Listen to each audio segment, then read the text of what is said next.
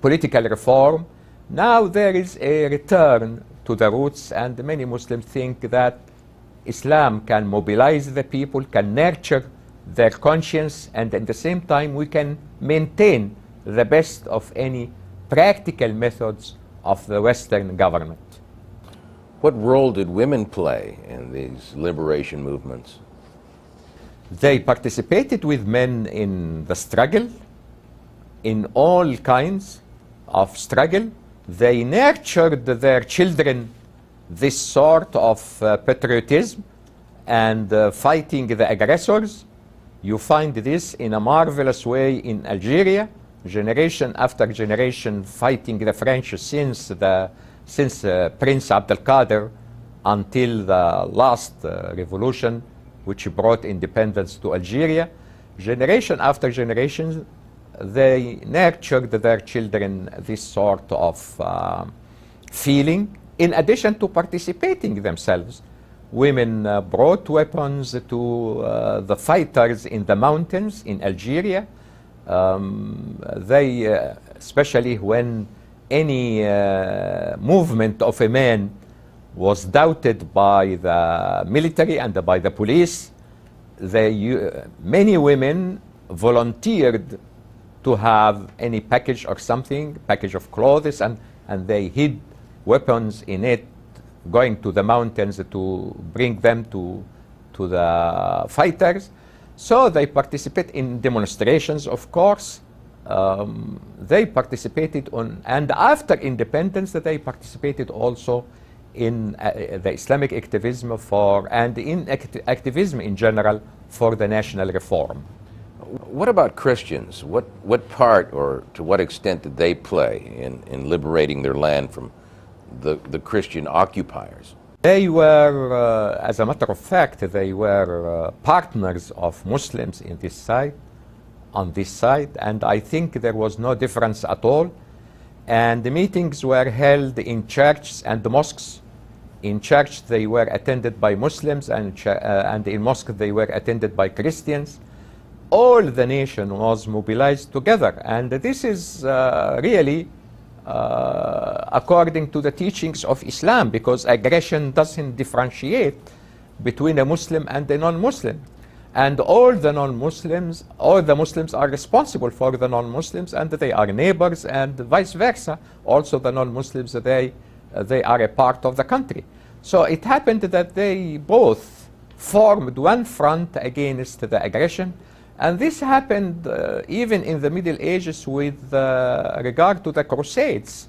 Not all the Christian people in Syria or Lebanon or Palestine were supporting the Crusaders. As a matter of fact, the Crusaders, many Christians, especially in Byzantium, in their way to the Holy Land, as they said, they passed through the Byzantine lands, and they caused a lot of torture and destruction in the Christian areas, because they considered the Greek Orthodox as heretics, and they came from the West. To such an extent that it is quoted even in medieval history that many Byzantine leaders and many Byzantine priests considered the Muslims more civilized and more accepted than the Western Christians. So it is not a matter of religion, it is a matter of behavior, it is a matter of values, it is a matter of joined to the land. So they felt the same bond to the land, and they felt a strong relation with the Muslims in defending their land. We'll talk more, if you will, about the relationship between Muslims and non-Muslims in India. What was that like? Well, it goes through ups and downs, because sometimes Muslims, it depends on education, on knowing the teachings of the religion. So sometimes Muslims, when they are aware of the requirements of their religion, they behave well. Sometimes of the Hindus, because Hinduism also is not an aggressive religion. It is really ironic that now some people who are very chauvinistic in India are putting the label of Hinduism on their chauvinism. As a matter, Hinduism is a very tolerant religion as well as Islam. So when you find people like Nehru, for example, as an educated and capable leader, in his book about the universal history, he talked about Islam and the Islamic civilization and the Islamic role in India more than any Muslim can imagine. He really thinks that it is an important component of the Indian historical personality. Islam is this component, and you cannot separate the Indian personality from the history of Islam in India. It is the same as some Spanish people now are saying with regard to the Muslim era in southern Spain, that this is a part of our history and it is a part that we should not be shy from, but we should be proud of it.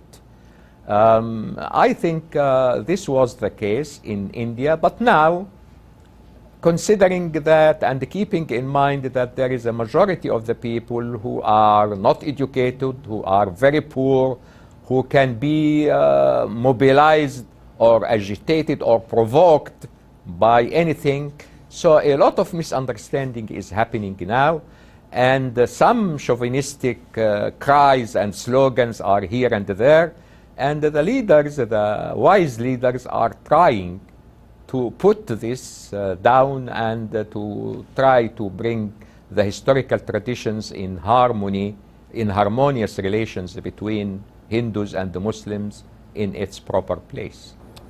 Was the work of these Islamic movements locally motivated, regionally motivated, or were they part of a coordinated Muslim movement encompassing the entire Muslim world? I believe that it started, of course, locally first. But after certain development and getting this means of mass communications and easy transportation and so on, they began to be some relationship, and a certain movement may have affiliation with other or have branches in another place.